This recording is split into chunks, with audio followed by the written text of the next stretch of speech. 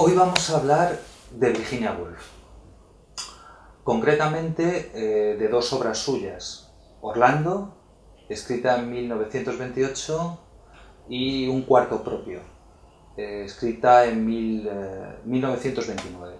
Fundamentalmente vamos a hablar de Orlando. Virginia Woolf es una escritora muy filosófica, ¿no? Su pensamiento es feminista. Su obra combina elementos de la novela y el ensayo. Orlando es una novela con muchos elementos ensayísticos y Un cuarto propio es un ensayo novelado.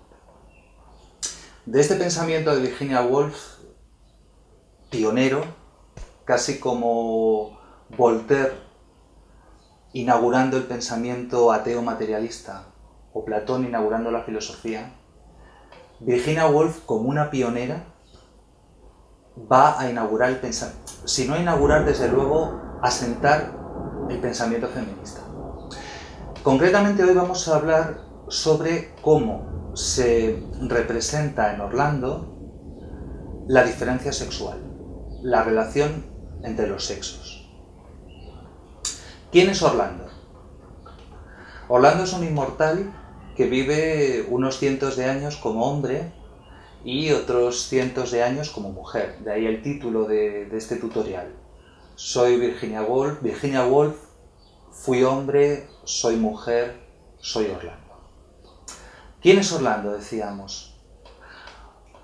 Orlando no es la historia del conde de Orlando. Tampoco es la historia de la condesa de Orlando. Orlando nombra un personaje que vive su existencia en dos cuerpos sexuales distintos. De esta manera, Orlando es el nombre que da Virginia Woolf a la relación entre los sexos. Como introducción, vamos a hablar un poco, vamos a presentar las condiciones, el estado de esa relación sexual tal y como le llega a Virginia Woolf. Tal y como le llega a Virginia Woolf, decimos, a través de la literatura del siglo precedente, del siglo XIX. La literatura del siglo XIX es la novela de los grandes escritores de la época, la novela en donde los escritores están retratando a la sociedad de su época, la sociedad del siglo XIX, que ha recogido el proyecto ilustrado del siglo anterior, del XVIII, y que ejemplifica una serie de temáticas. Me voy a centrar en un aspecto de la novela del XIX, concretamente en aquellas novelas que tienen nombre de mujer. Y es curioso cómo una gran parte de las obras maestras que se producen en esta época tienen nombre femenino. Teresa Raquin, de Zola, La regenta, de Clarín, de Leopoldo Alas, Ana Karenina, de Tolstoy. Los escritores varones, de repente, han reparado en la mujer. Han situado a la mujer como protagonista de sus obras maestras. ¿Por qué ocurre esto? En el siglo XIX se progresa en los avances racionalistas del siglo XVIII. La sociedad tiene una institución ancestral que es el matrimonio tradicional, que en estas novelas sufre un punto de conflicto muy fuerte. ¿Cuál es? El que estas protagonistas provocan en la institución tradicional del matrimonio. El matrimonio es un contrato en el que el amor está en segundo plano. El amor en el matrimonio burgués se vive siempre con el amante o la amante, que es aquella persona a la que se ama. Porque, por regla general, pudo y hubo, sin duda, matrimonios que se amaron, pero no era el elemento protagonista. El elemento protagonista era la reproducción social. y los acuerdos y los convenios que se podían dar entre las familias adineradas, etc. Ahí ocurre que el amor es para el hombre, que es el que puede, por ejemplo, asistir a las casas de citas o el que puede mantener una querida, etc.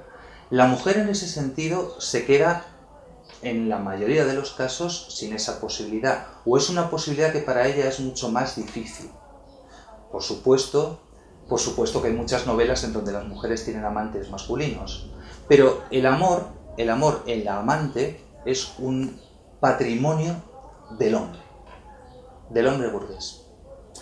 En estas novelas ocurre que la mujer siente el amor, y siente el amor fuera del matrimonio. El matrimonio de esta manera se encuentra puesto en conflicto por la búsqueda del amor de la mujer.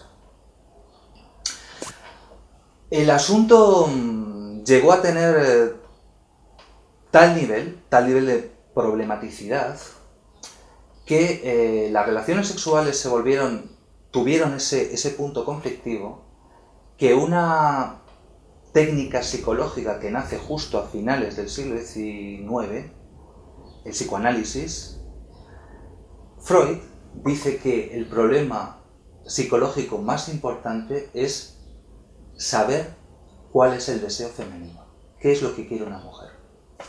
Las relaciones sexuales de esta manera llegan al siglo XX en un punto muy grande de conflictividad, cuál es la búsqueda del amor. Sobre todo y por condiciones materiales y económicas determinadas, por la búsqueda que hace la mujer del amor fuera del matrimonio. Este es el planteamiento de las relaciones sexuales, de las relaciones entre los sexos, que llega y que recoge Virginia Woolf. Orlando. Las relaciones entre los sexos en Orlando. Orlando, ya hemos dicho, es el nombre que le da Virginia Woolf a esta relación. Pero el protagonista empieza como hombre, empieza como varón.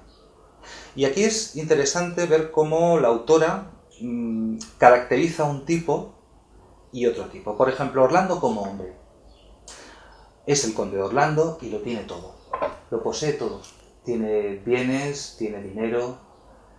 Por tenerlo, tiene hasta una historia lineal, ¿verdad? Orlando va viviendo su existencia, va buscando lo que desea, ¿verdad? Aquellos objetos o personas que suscitan su amor, su interés. El mundo, digamos, está hecho para él. Y en ese sentido progresa linealmente, como un relato ordenado en el tiempo. Es un amante de la poesía y se compra la visita de un poeta al que mantiene, etc. Pero el poeta efectivamente reconoce que Orlando es un pésimo poeta y lo abandona. Él mismo se enamora de una princesa rusa. La princesa rusa al final no acaba correspondiendo a Orlando. Orlando es una persona que, como hombre también, fracasa en su deseo. Este relato lineal del varón Orlando termina en Turquía, cuando en el siglo XVIII visita al sultán como embajador de su majestad británica, y ahí, en la corte del sultán, Orlando sufre una transformación, vamos a decirle, temporal. Si hasta ese momento la historia del varón Orlando es lineal, en Turquía, en la corte del sultán, repite día a día y constantemente la misma ceremonia de tomar el té con el sultán. Si el tiempo es rectilíneo, lineal, masculino, podríamos decir hasta ese momento, en la corte del sultán entra en un círculo, en una curva. Se feminiza, por así decirlo. Y es ahí, en Turquía, donde Orlando se transforma en mujer. Un episodio que se relata en la propia obra, no hay un asalto a la ciudad, Orlando tiene que escapar, etc., pero ya sale de la ciudad como mujer. en esa situación intemporal, Orlando se ha transformado. ¿Quién es Orlando como mujer? Bueno, es muy significativo, ¿no? Orlando nace a su feminidad como una gitana, en un campamento de gitanos turcos.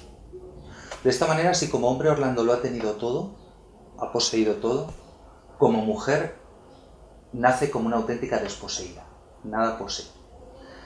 Posee una vida comunal, posee una vida ancestral, posee a sus hermanos gitanos que la quieren, la amparan, la respetan, la enseñan. Pero como tal mujer nace desposeída. De regreso a Inglaterra, vuelve a Inglaterra en el siglo XIX y se encuentra efectivamente con la sociedad victoriana, la sociedad pacata, la sociedad de los matrimonios por convención que referíamos, ¿no? Ella en esta sociedad vuelve a la búsqueda del amor, ya como mujer. Se encuentra efectivamente con las convenciones, se encuentra con que el matrimonio es una alianza que se tiene en un dedo, que se porta en un dedo. Orlando es fiel a su búsqueda del amor. Y pese a todas las convenciones con las que se topa, encuentra a un romántico emprendedor marinero, Jim, del que se enamora. Y Jim se enamora de Orlando. El flechazo surge y surge también el idilio. En una noche, al calor del fuego, en la complicidad de los amantes, están repasando juntos un mapa del Cabo de Hornos que Jim quiere doblar. En ese justo momento se espera, se ajusta el instante de la declaración de amor, de la entrega por la palabra del amor mutuo, ¿no? Ambos amantes están dispuestos a declarárselo todo después de tantas dificultades y después de tanta búsqueda. Y en ese preciso momento, Jim se extraña y le pregunta a Orlando: Orlando, tú eres un hombre. A lo que Orlando le responde a Jim: Jim, tú eres una mujer. Parecía que iba a venir el amor a completarlo todo y estos dos personajes se encuentran con una falta mutua. Si no con una falta mutua, con un pasado opuesto. Se encuentran efectivamente con la diferencia sexual, pero en ellos mismos. Cuando parece que la relación sexual se va a anudar definitivamente, Virginia Woolf sitúa la extrañeza de la propia diferencia mutua.